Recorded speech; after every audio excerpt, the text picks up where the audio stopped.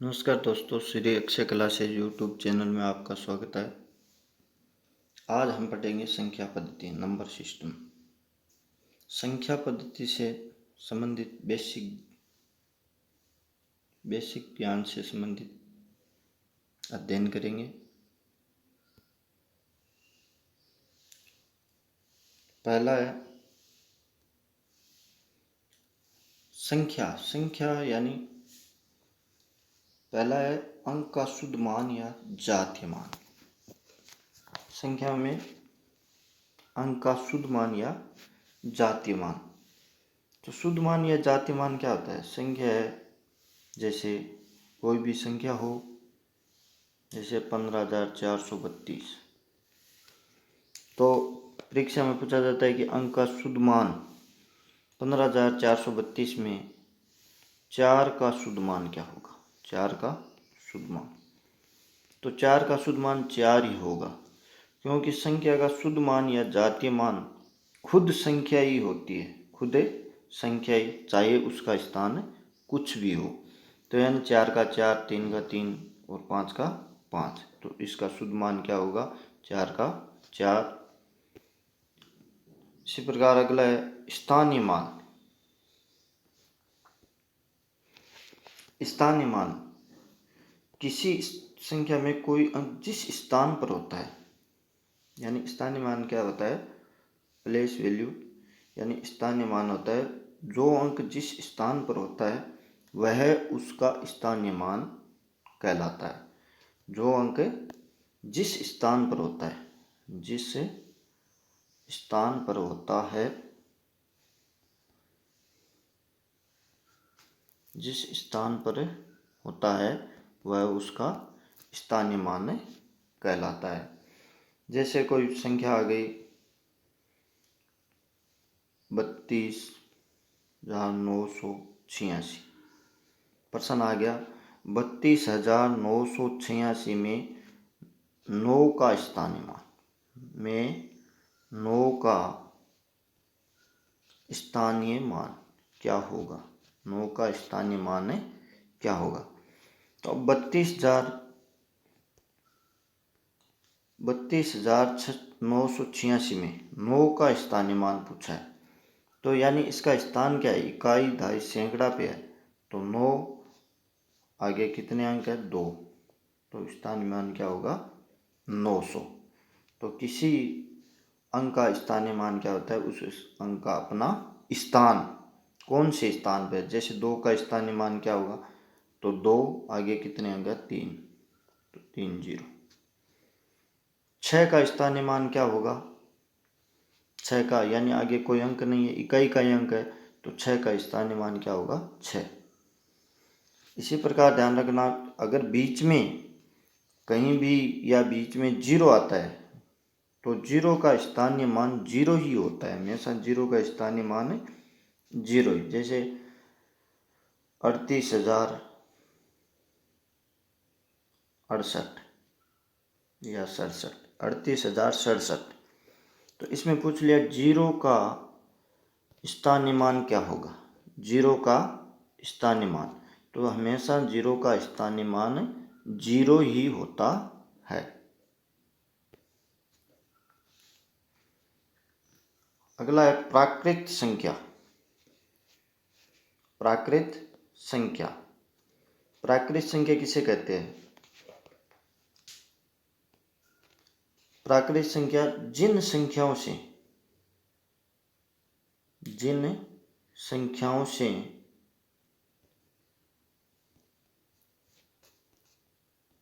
गिनती प्रारंभ की जाती है। गिनती की क्रिया, गिनती की क्रिया की जाती है। तो यानी प्राकृत संख्या के किसे कहते हैं? जिन संख्याओं से गिनती की क्रिया की जाती है उसे क्या कहते हैं? प्राकृत संख्या। जैसे 1, 2, 3, 4 अनंत, अनंत तक क्या है? सब प्राकृत संख्या है। यानी 1 से लेकर अनंत तक सब क्या है? प्राकृत संख्या है। अगला है पूर्ण संख्याएं। प्राकृत संख्या के बाद पूर्ण संख्या। अगर प्राकृत संख्या किसे कहते हैं? 1 2 3 अनंत अनंत तक क्या है? प्राकृत संख्या। अगर प्राकृत संख्या में हम जीरो को सम्मिलित कर दे, प्राकृत संख्या में क्या सम्मिलित कर दे? जीरो। तो जीरो से स्टार्ट कर दे तो कौन सी संख्या हो जाती है? पूर्ण संख्या, और अनंत तक होती है। अगर प्राकृत संख्या में जीरो को सम्मिलित कर दिया जाए तो कौन सी संख्या होगी? पूर्ण संख्या। कौन सी संख्या होगी? पूर्ण संख्या। अगला है पूर्णांक संख्या। प्राकृत संख्या, पूर्ण संख्या और पूर्णांक संख्या। पूर्णांक संख्या जब संख्याओं को धनात्मक और ऋणात्मक चिन्हों के द्वारा दर्शाया जाता है तो इनसे बना समुच्चय पूर्णांक संख्याएं कहलाती है। यानी जब प्राकृत संख्याओं को प्लस और माइनस से, जैसे 0 1 2 3 4, -1 -2 -3 -4 अनंत, और इस साइड में अनंत। तो ये कौन सी संख्या होगी? पूर्णांक संख्या। क्या कहलाती है? पूर्णांक संख्या। जब संख्याओं को प्लस और माइनस से दर्शाया जाता है, यानी इसके कोई चिन्ह नहीं है, लेकिन किसका है? ये प्लस का है, और ये किसका है? माइनस का। तो इसे कौन सी संख्या कहते हैं? पूर्णांक संख्या।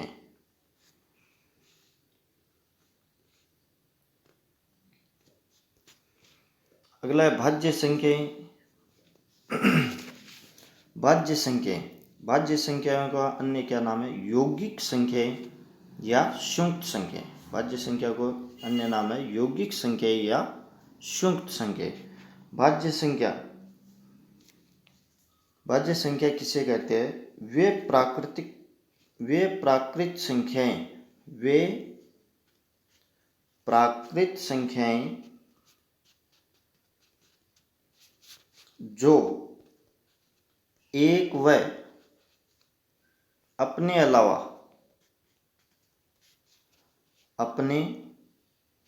अलावा अन्य संख्या से भी विभाजित हो। अन्य संख्या से भी क्या हो? अन्य संख्या से भी विभाजित हो।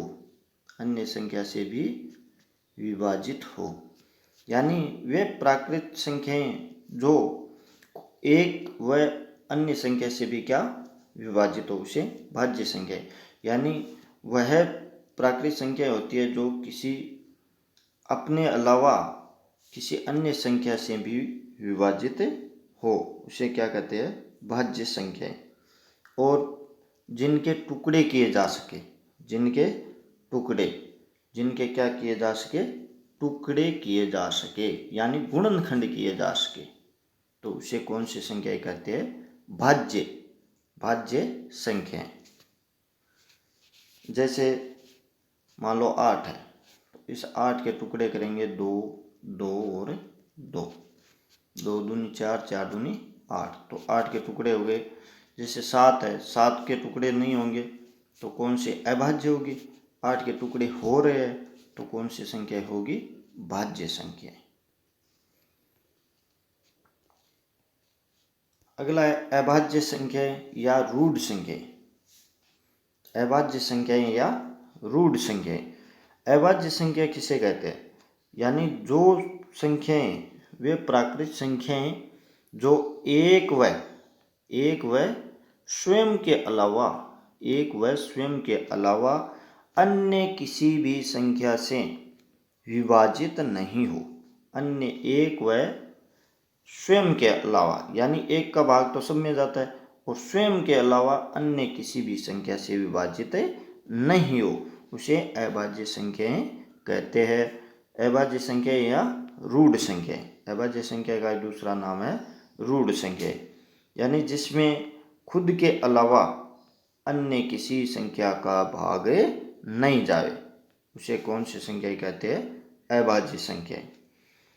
और जैसे 2 3, 5, 7, 11, ये सब यानी दो में दो या एक के अलावा अन्य किसी संख्या का भाग नहीं जाता है। जैसे 11, 11 में भी किसी भी अन्य संख्या का भाग नहीं जाता है। तो कौन सी संख्या है? रूढ़ या अभाज्य संख्या, रूढ़ या अभाज्य संख्या। तो 1 से 100 तक प्रश्न कई बार पूछा गया है, 1 से 100 तक कुल कितनी अभाज्य संख्याएं हैं? कुल कितनी अभाज्य संख्याएं हैं? अभाज्य संख्याएं है। तो 1 से 100 तक कुल कितनी अभाज्य संख्याएं? 25। कुल कितनी है? 25। अभाज्य संख्या 100 तक कौन कौन सी है? 2, 3, 5, 7, 11, 13, 17, 19, 23, 29, 31, 37, 41, 43, 47,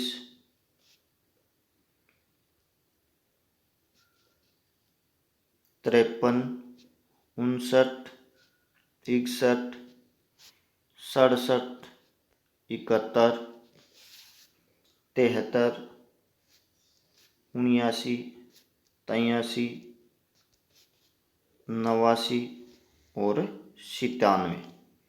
तो कई बार प्रश्न पूछा गया है कि 1 से 100 तक कुल कितनी अभाज्य संख्याएं हैं? तो कुल कितनी अभाज्य संख्याएं हैं? 25 है। कुल कितनी है? 25। अब इस पर भी बहुत सारे प्रश्न पूछे जा सकते हैं। यानी सबसे छोटी अभाज्य संख्या कौन सी है? सबसे छोटी अभाज्य संख्या कौन सी है? 2। सबसे छोटी अभाज्य संख्या कौन सी है? 2। और अगला प्रश्न है, एकमात्र ऐसी अभाज्य संख्या जो सम संख्या भी है, जो क्या है? सम संख्या भी है। 2 तो कौन सी है? 2। यानी 2 सम संख्या भी है और अभाज्य संख्या भी है। एकमात्र यानी और कोई भी सम संख्या अभाज्य संख्या नहीं है। टोटल सब क्या है? विषम संख्या है। सब क्या है? विषम। और 2 केवल एक ऐसी सम संख्या है जो अभाज्य संख्या भी है।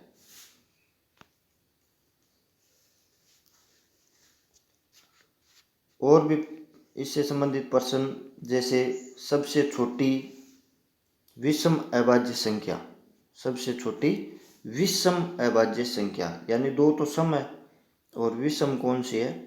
3। सबसे छोटी विषम अभाज्य संख्या कौन सी है? 3।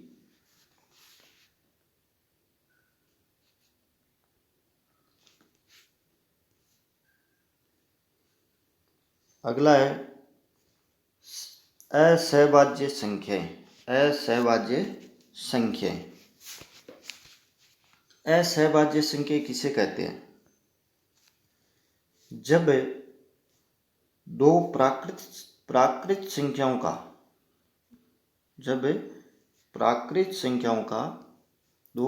संख्याओं का महत्सपय, महत्तम समावर्त्य महत्सपय 1 हो।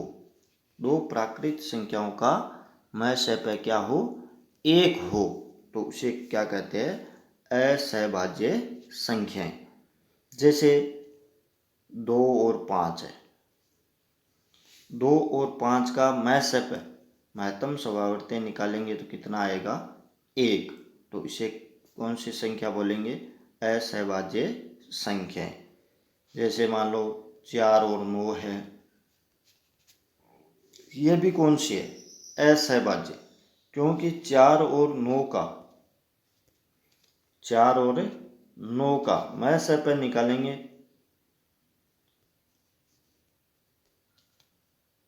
तो क्या आएगा? महत्सपय यानी 1 आएगा। महत्सपय क्या आएगा? 1, क्योंकि दोनों ही नहीं मिल रहे इसका मतलब क्या है, मैसे पे कितने हैं, 1 है। तो 4 और 9 भी क्या है, असहभाज्य संख्या है, असहभाज्य संख्या है।